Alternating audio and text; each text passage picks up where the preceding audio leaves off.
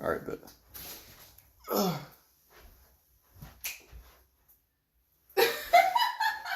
All right, so I'm presenting over Brahms.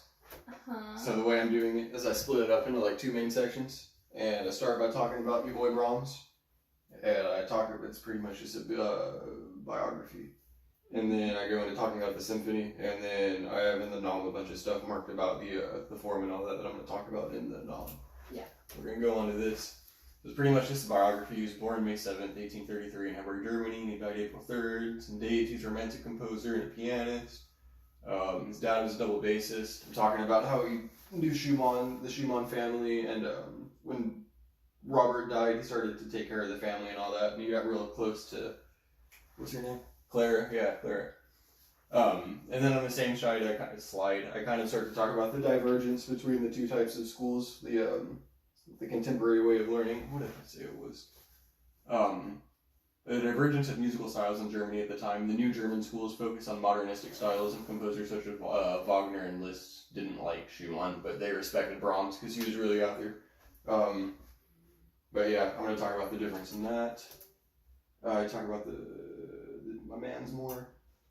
I talk about some of the positions he's had right here. He worked at a bunch of courts, and I kind of talk about certain courts where he started to do a lot of his compositional outputs. And then I'm going to talk a little bit about the, what's it called? The German Requiem, because that was one of the most prolific late Romantic works for vocalists. He dedicated that to his mom. And then I kind of just talk about how he died right here. There's not much on this.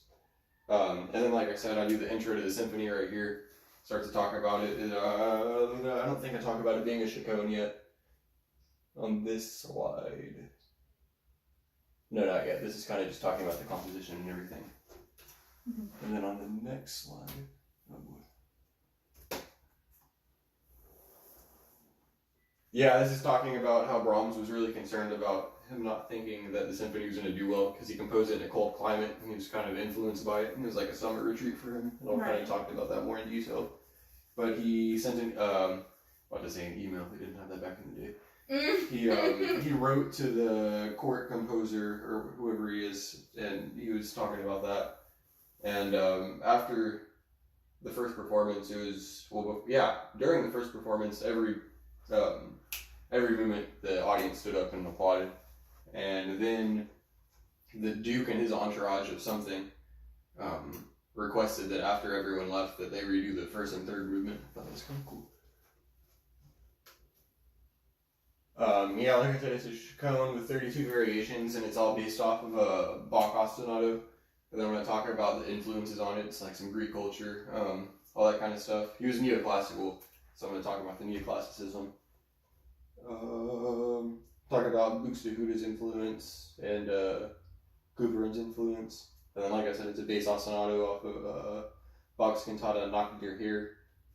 I don't know the last thing. And then I got a link to the video that I'm going to listen to. And then in the nom, like I said, I have a bunch of things marked about the form and certain things like that. And I have all the variations listed up.